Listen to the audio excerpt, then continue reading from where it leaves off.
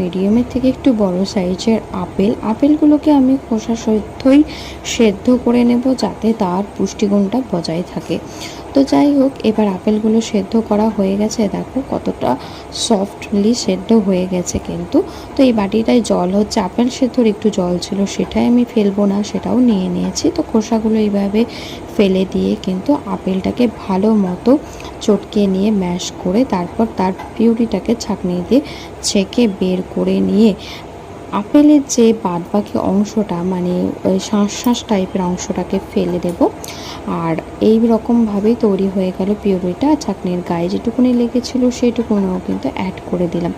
আর এই বাটিতে নিয়ে নেব একটু গরম জল, কারণ আমি দুধের সাথে মিক্সড করে আপেল সেদ্ধটা দেবো। সেখানে তোমরা ফর্মুলা মিল্ক দিতে পারো বা বেস্ট মিল্ক দিতে পারো, আমি ফর্মুলা মিল্কই অ্যাড করেছি।